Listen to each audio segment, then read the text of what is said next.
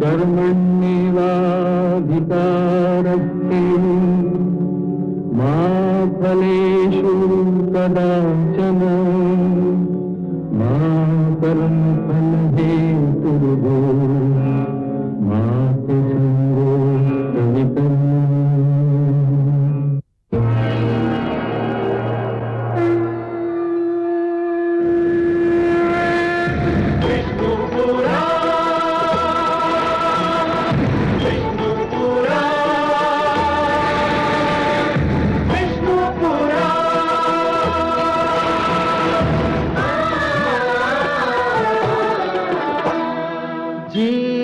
ज्ञान ब्रह्म ज्ञान अथ श्री विष्णु पुराण ओम की कथा महान जय श्री विष्णु पुराण विष्णु पुराण विष्णु पुराण विष्णु पुराण प्रकटे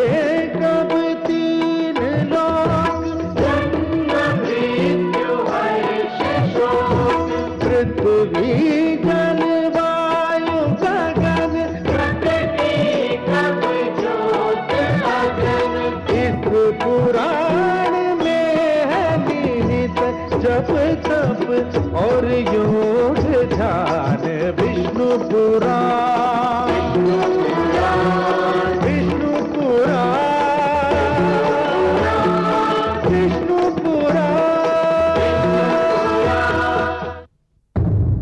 मैं मां हूं, धरती मां। निजी लड़ाई को जातिवाद का रंग देना समस्त सामाजिक व्यवस्था को तहस नहस करने के समान है। जातिवाद मानवता के सिद्धांतों के विपरीत है, क्योंकि जाति का वास्तविक संबंध जन्म से नहीं कर्म से होता है। सहस्रार्जुन ने ऋषियों के विरुद्ध अपने दुराचारी अभियान को जातिवाद का रूप दे दिया है। उसने अपनी लड़ाई को है क्षत्रियों और भार्गवों के बीच लड़ाई का रूप दे दिया है। ये रोग फैला तो समाज एक भयंकर महामारी का शिकार हो जाएगा। मुझे यही चिंता है कि ये युद्ध कोई ऐसा मोड़ न ले ले जिससे मानव समाज खून में लथपथ हो जाए। परशुराम के प्रति जो अन्याय हुआ है वो क्या रंग लाएगा, मुझे इसकी भी चिंता है। महाराज सहस्रार्जुन, आप चिंता ना करें। आपके सामने हम सेना की एक ऐसी दीवार खड़ी कर देंगे जिसको तोड़ना परशुराम के लिए असंभव हो जाएगा। नहीं, यह उचित नहीं होगा। इस नीति में मुझे कोई बुद्धिमानी दिखाई नहीं देती। ऐसा क्यों महाराज? हम जो कुछ भी कर रहे हैं आपकी सुरक्षा को ध्यान में रखकर कर रहे हैं। इस समय हमारी सुरक्षा से भी महत्वपूर्ण है परशुराम का वध। इस समय परशुराम की दशा उस चूहे जैसी है जो घर में अपने लिए अनाज ढूंढ रहा है। यह अनाज उसे मूषिक पेटिका में दिया जाएगा। जैसे ही वो अनाज के लालच में आएगा हमारे जाल में फंस जाएगा और हम उसे बंदी बना लेंगे। महाराज, आपकी बात का तात्पर्य? मेरा अर्थ बिल्कुल स्पष्ट है। इस समय परशुराम केवल मुझे ढूंढ रहा है। जैसे ही वो मुझ पर आक्रमण करने आए उसे आने दिया जाए। जैसे ही वो हमारे घेरे में आ जाएगा हम उसे चूहे की भांति पकड़कर मार डालेंगे। महाराज, मैं आपका तात्पर्य अच्छी तरह समझ गया। हम इसी प्रकार व्यूह की रचना करेंगे।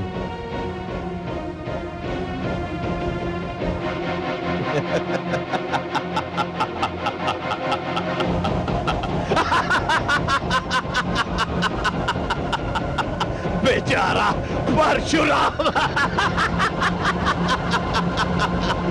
परशुराम नहीं, हम ऐसा नहीं करेंगे। हम ऐसा कदापि नहीं करेंगे। ऐसा क्यों? क्योंकि सहस्त्रार्जुन भी यही सोच रहा है। वो मुझे चूहे की भांति घेर कर मारना चाहता है। तुम लोगों में से जिनकी काया काटी मेरे समान है, ऐसे 5 युवकों को मेरा रूप धारण करना होगा और एक एक करके उन राजाओं की सेना पर आक्रमण करना होगा। तुम में से जो भार्गव वीर मेरे रूप में आक्रमण करेगा, वो आक्रमण करने के उपरांत वहां रुकेगा नहीं, वहां से भाग जाएगा ताकि सेना की टुकड़ी भी उसके पीछे भाग जाए। तदुपरांत मेरा वेश धारण किए हुए दूसरा वीर सेना की दूसरी टुकड़ी पर आक्रमण करेगा और वो भी उसी प्रकार भागेगा। इससे उनकी सेना में आतंक फैल जाएगा, भ्रम की स्थिति उत्पन्न होगी। उनके सैनिक ये समझ नहीं पाएंगे कि वो कहां जाएं और क्या करें। और ध्यान रहे, हमें उनके हाथों नहीं मरना है, हमें उन्हें मारना है। और कोई प्रश्न? नहीं, हम समझ गए, हम समझ गए, हम समझ गए।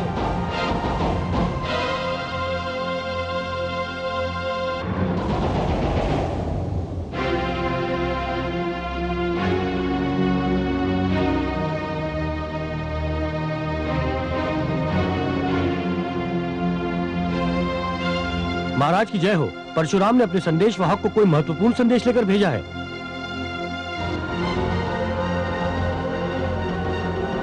सावधान रहने की आवश्यकता है महाराज। हम परशुराम पर भरोसा नहीं कर सकते। हम है क्षत्रिय हैं। 4 पुत्रों के कटे हुए सर देखकर भी हम क्षत्रिय परंपरा को नहीं भुला सकते। संदेशवाहक का स्वागत है। वो संदेशवाहक चाहे हमारे शत्रु परशुराम का ही क्यों ना हो, उसे आदर सहित अंदर लाया जाए। जो आज्ञा महाराज।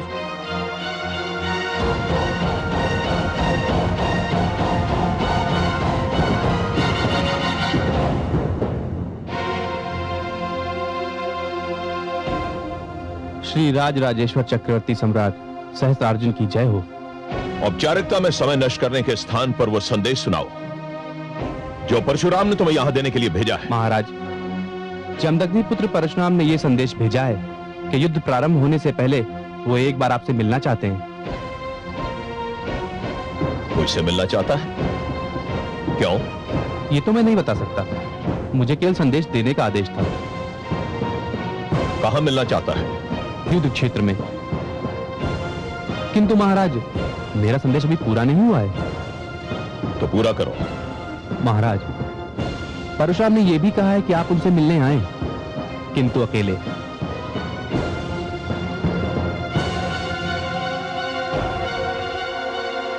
आपके साथ आपके सहयोगियों में से किसी को भी नहीं होना चाहिए। संदेश पूरा हो गया? महाराज की जय हो, संदेश पूरा हो गया।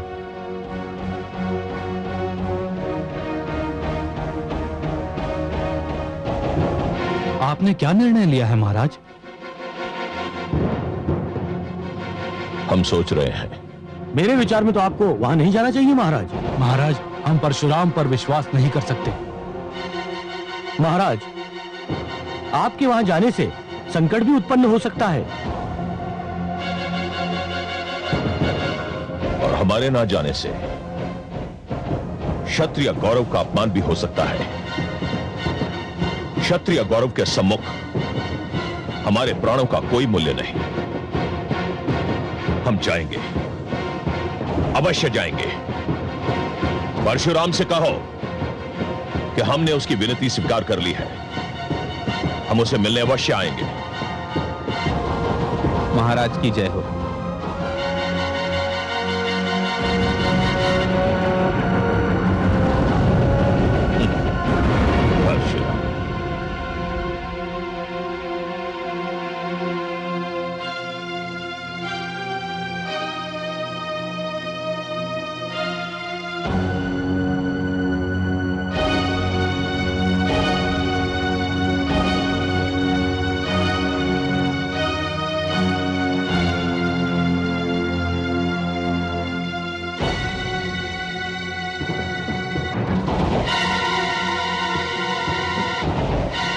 तुमने कदापि आशा नहीं की होगी कि मैं तुमसे भेंट करने आऊंगा। मुझे आशा ही नहीं, विश्वास था सहस्त्रार्जुन कि तुम आओगे। मुझे पूर्ण विश्वास था कि तुम आओगे और अकेले आओगे। इस विश्वास का कारण? सहस्त्रार्जुन, मैं है इतिहास और परंपरा से भलीभांति परिचित हूं। तो ये कहो कि तुम्हें है क्षत्रिय एकता ने भयभीत कर दिया है। सहस्त्रार्जुन, मैं संसार में किसी वस्तु से भयभीत नहीं होता। हाँ, कुछ बातें मुझे चकित अवश्य करती हैं। मैं समझा नहीं। मैं समझाता हूं।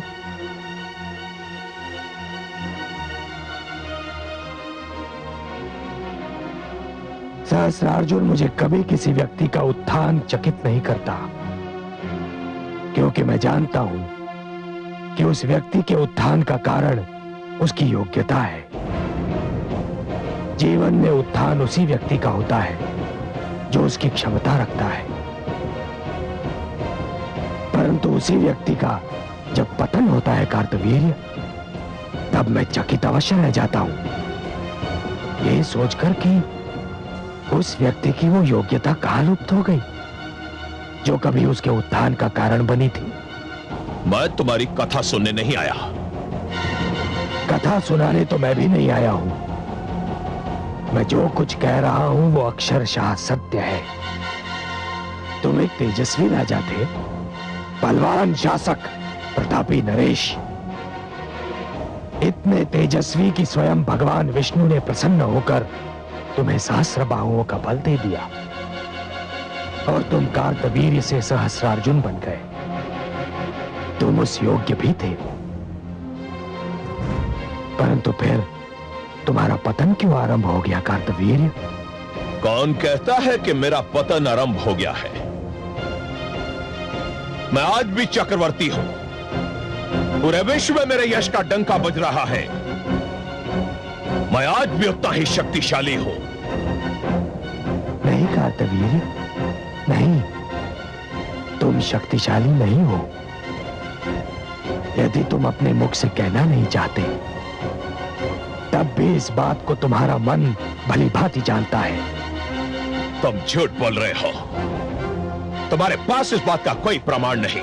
आज तुमने मुझसे युद्ध करने के लिए समस्त है क्षत्रियों को एकत्रित किया है सहस्रार्जुन, ये जानते हुए कि मैं एक अकेला योद्धा हूं। ये तुम्हारी दुर्बलता का प्रमाण नहीं तो और क्या है। दुख ये है कार्तवीर्य कि तुम्हें अपनी दुर्बलता और उसके फल स्वरूप अपने पतन का कारण ज्ञात नहीं है। तुम्हें शक्ति मिली, किंतु तुम उसे संभाल नहीं पाए। तुमने अत्याचार को वीरता माना, तुम्हें प्रताप मिला, किंतु तुम अपना संतुलन खो बैठे। उसका परिणाम यह हुआ कार्तवीर्य सहस्रार्जुन कि आज तुम्हारा पतन तुम्हारी आंखों में आंखें डालकर खड़ा है। पतन क्या होता है परशुराम? यह तुम्हें उस समय ज्ञात होगा जब मेरा पांव तुम्हारी छाती पर और मेरा खड़ग तुम्हारी गर्दन पर होगा, और जब मैं युद्ध क्षेत्र में अपने खड़ग से तुम्हारा गला रेत रहा हूंगा, तो उस समय मेरे मन में यही विचार होगा कि मैंने अपने चारों प्रिय पुत्रों के रक्त की एक एक बूंद का मूल्य प्राप्त कर लिया है। वो नहीं होगा सहस्रार्जुन, वो तो कदापि नहीं होगा, क्योंकि तुम जानते हो कि तुमने मेरे पिताश्री का वध किया था। मेरे माताश्री के प्राणों की हानि भी तुम्हारे ही कारण हुई थी। देवी अनामिका की मृत्यु के पीछे भी तुम्हारा ही हाथ था। तुम ये सब जानते हो कार्तवीर्य सहस्रार्जुन, और तुम ये भी भलीभांति जानते हो कि तुम्हें इस सब का मूल्य चुकाना है, और तुम वो मूल्य युद्ध क्षेत्र में चुकाओगे। हे कार्तवीर्य, तुम ये सब यदि नहीं जानते तो मेरे बुलावे पर इतनी सरलता से नहीं आते।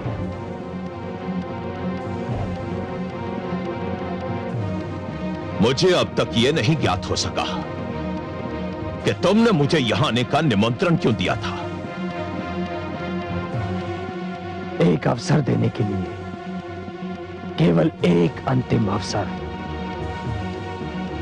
जो बात मैंने महारानी मृण्मयी से कही थी, यदि तुम वो बात मान लो सहस्रार्जुन, यदि तुम समस्त ऋषियों, भार्गवों और विद्यार्थियों से क्षमा मांग लो, तो यह युद्ध टल सकता है। तुम्हारे प्राणों की रक्षा हो सकती है।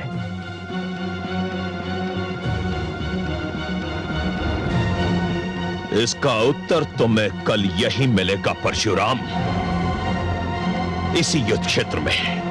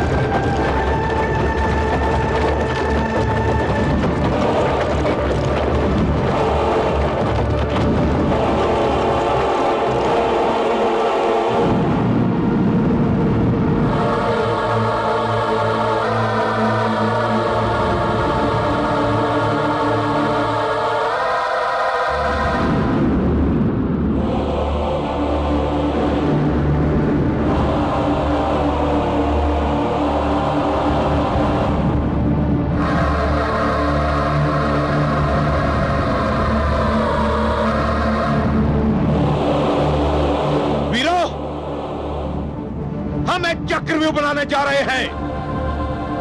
समझ रहे, एक एक सैनिक, एक एक योद्धा का एक ही लक्ष्य होगा, परशुराम।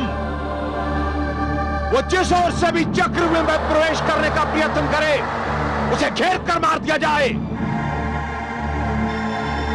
यह इतिहास का बहुत ही अनोखा युद्ध होगा। एक ही व्यक्ति की मृत्यु और विजय। परशुराम किसी और से भी बचकर न जाने पाए।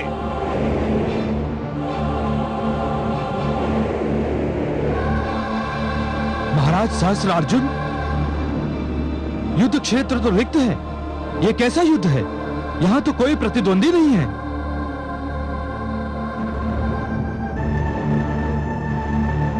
ऐसा प्रतीत होता है कि आज भार्गव भय के कारण नहीं आएंगे। हाँ, मुझे तो ऐसा लगता है कि आज युद्ध ही नहीं होगा।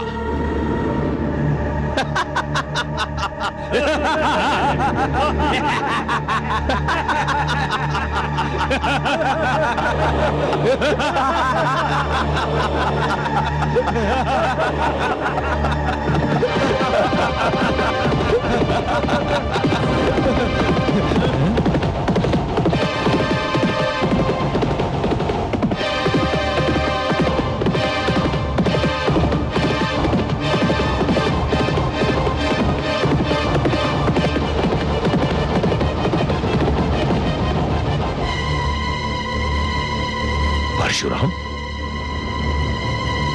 उठा नरेश, आक्रमण करो। मुझे परशुराम का वध चाहिए। आक्रमण! आक्रमण!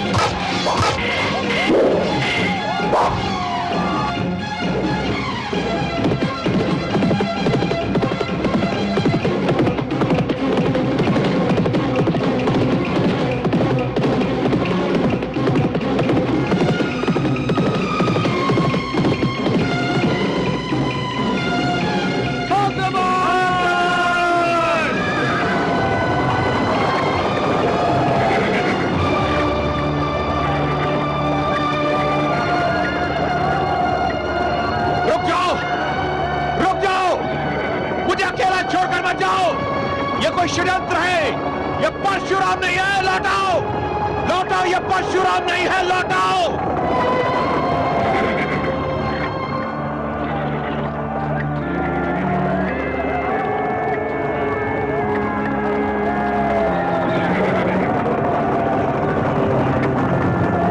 रुक जाओ, मैं कहता हूं रुक जाओ, ये परशुराम नहीं है, रुक जाओ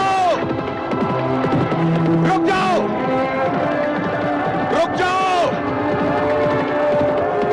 मुझे अकेला छोड़कर मत जाओ, ये कोई षड्यंत्र है, ये परशुराम नहीं है, लौटाओ लौटाओ, ये परशुराम नहीं है, लौटाओ।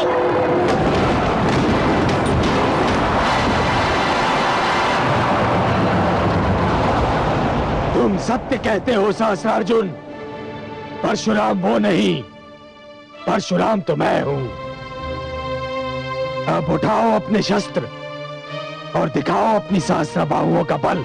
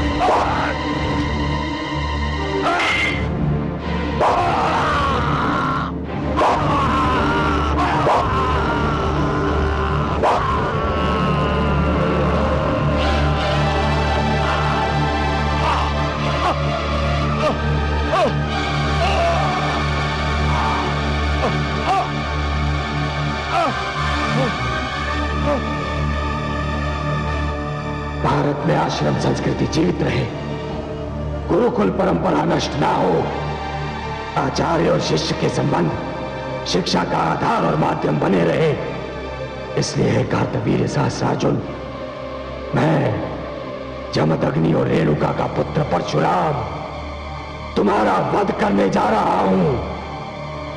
शंभो!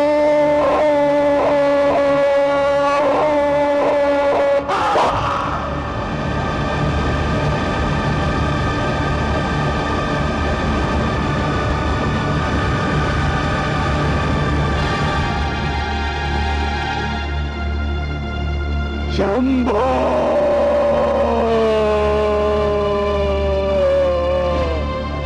हे शंभो!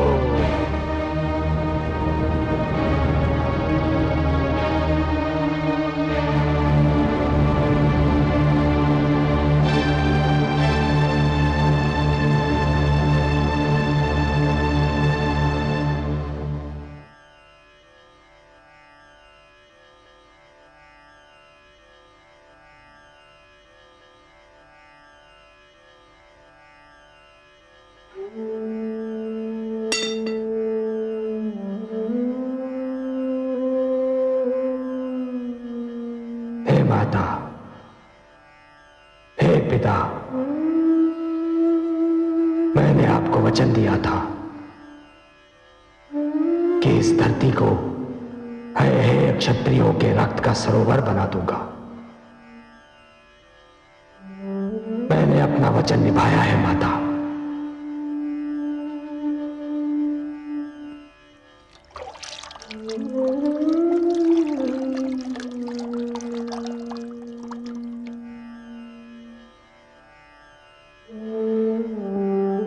मैं आज उन क्षत्रियों के रक्त से आपका तर्पण कर रहा हूं। इस क्षण के उपरांत मेरा अभियान समाप्त हो गया है। परशुराम एक इतिहास बन गया है माता, परशुराम एक इतिहास बन गया। वो इतिहास जो मानव को यह बताएगा कि अत्याचार का विरोध ना करना अत्याचार को सहयोग देना है। हे देवगण, हे ब्रह्मा, हे शिव शंभो, परशुराम ने अपना लक्ष्य पूर्ण कर लिया।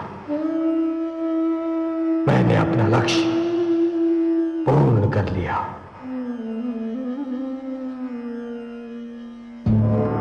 हे सर्वेश्वर, ये दृश्य तो मैं पहली बार देख रही हूं कि कोई पुत्र अपने माता पिता का तर्पण जल के स्थान पर रक्त से कर रहा है।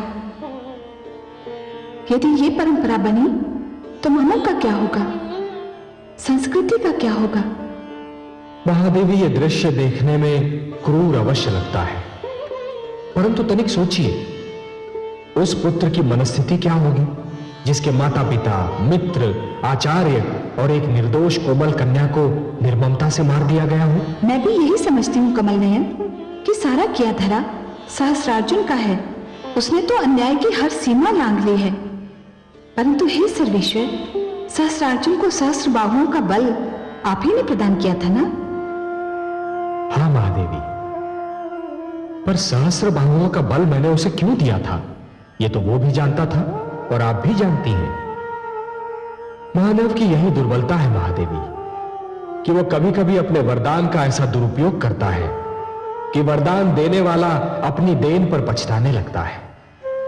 और इसका एक ही उपाय है महादेवी कि मानव को अपने जीवन में इतनी शक्ति दी ही न जाए कि वो दूसरों के लिए अभिशाप बन जाए और मुझे हस्तक्षेप करना पड़े। मैं भी यही कह रही थी जगदीश्वर।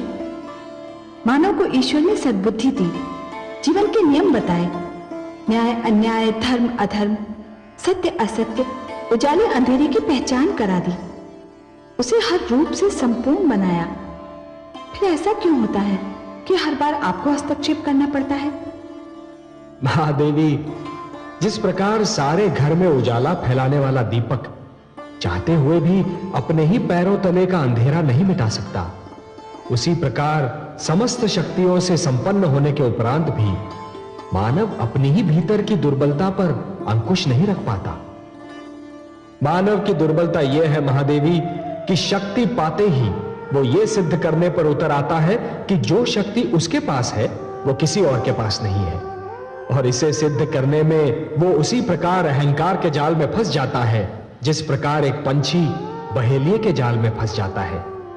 और फिर जिस प्रकार भोर दोपहर में, दोपहर संध्या में और संध्या रात्रि में परिवर्तित हो जाती है, उसी प्रकार अहंकार अन्याय में, अन्याय अत्याचार में और अत्याचार निर्ममता में परिवर्तित हो जाता है। और तब आपका हस्तक्षेप न करना असंभव हो जाता है। हाँ महादेवी, और फिर मानव की आत्मा से दुखी पुकार उठती है जिसे सुनकर मैं अपने पग रोक नहीं पाता। कमल नयन, आप पग नहीं उठाएंगे तो अनर्थ हो जाएगा। आत्मा की दुखी पुकार परमात्मा न सुने तो मानव की आस्था टूट जाएगी, विश्वास चूर चूर हो जाएगा, तम और अन्याय की शक्तियों की विजय हो जाएगी। मानव की तो आप संकट मोचन हैं, सहायक हैं, अंतिम आश्रय हैं। मुझे अपने प्रश्न का उत्तर मिल गया देवीश्वर। अंत हुआ अन्याय का, पूर्ण हुआ अभियान, यही दंड है पाप का, ले हर कोई जान। जीवन में निर्दोष की कभी न लेना हाय, दुखिया मन की हाय से सारा जग जल जाए, सारा जग जल जाए। जो सुनेगा ये पुराण पाएगा सुख और ज्ञान, पाएगा सुख और ज्ञान। कर्म को ही धर्म जान, प्रेम की तू छेड़तान, प्रेम की तू छेड़तान।